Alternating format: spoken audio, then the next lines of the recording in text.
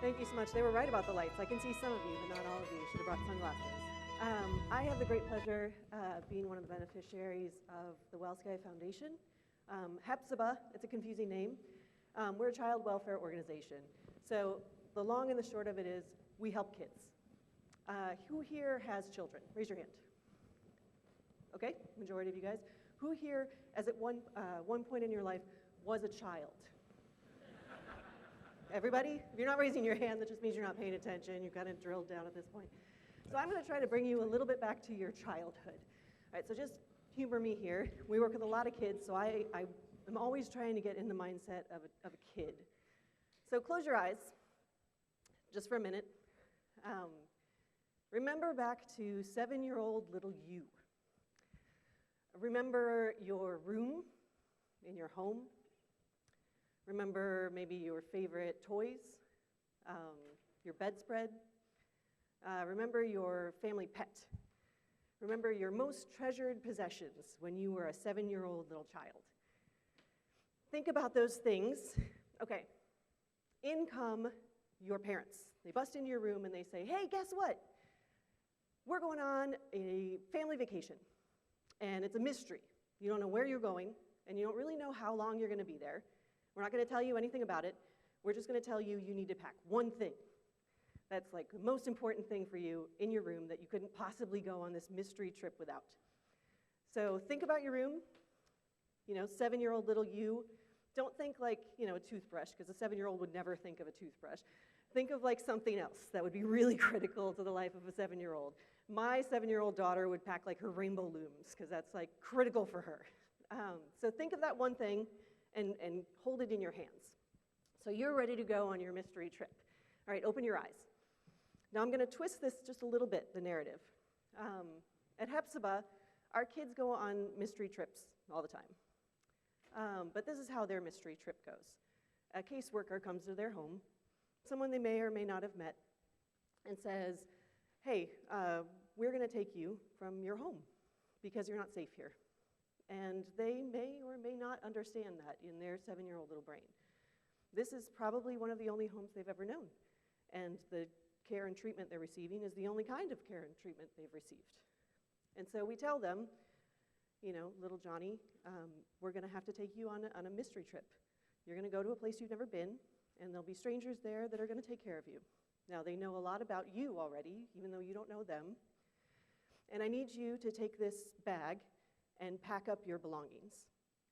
And I can't tell you how long you're going to be gone, and I can't tell you exactly where you're going because we can't tell your mom and dad. And in addition to that, you're probably not going to be able to go with your brothers and sisters.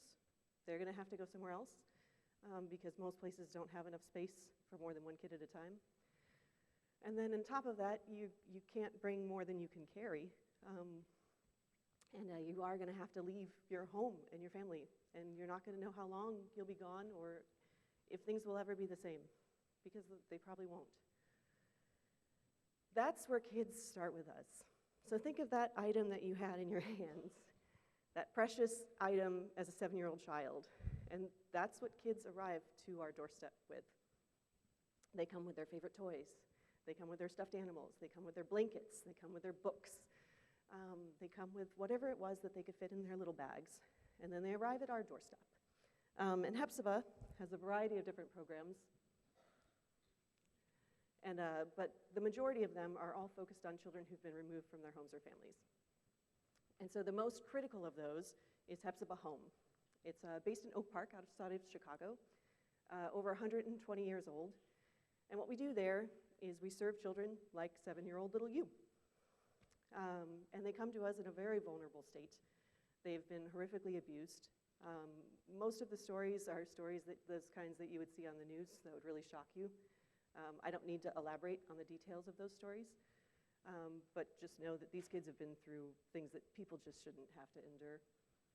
And so the focus of Hephzibah is really getting that child ready to move to a home and a family. Our philosophy is that every child should live in a safe home with a caring family. Now, those families can take on a variety of different means. It could be a single-parent household. It could be a different ethnicity than what they grew up with. It doesn't matter, the primary purpose is safe and caring. And I think that that's what all of you do, and that's what WellSky is about. It's about creating safe and caring environments.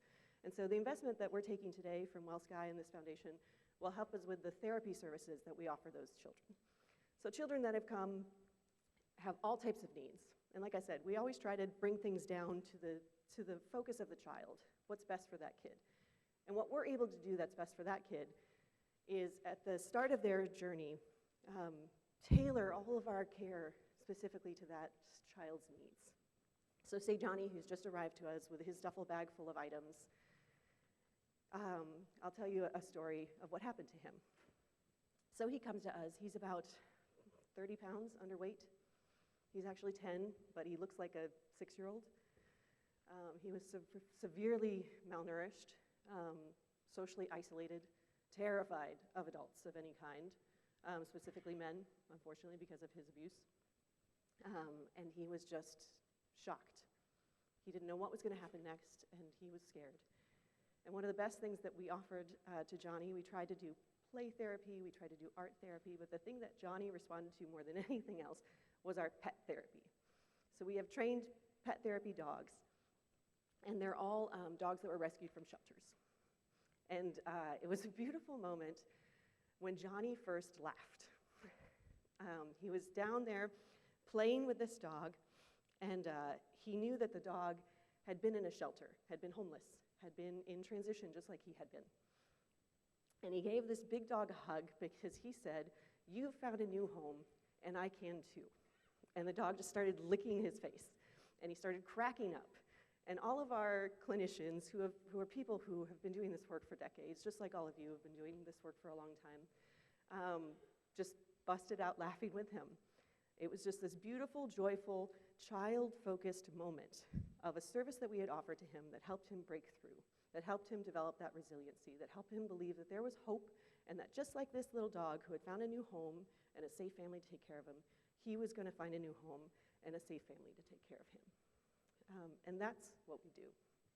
Johnny, 6 months later, grew so much, he literally grew 6 inches in 6 months. We had to get him a whole new wardrobe. He gained about 40 pounds, and he became one of the most socially active leaders in our house full of children. He was boisterous, he was happy, he was jumping around, he would bust out in song occasionally while he was doing things. He was a happy, healthy child who was ready to move on because of what we were able to offer him. And so that's the beauty of that story.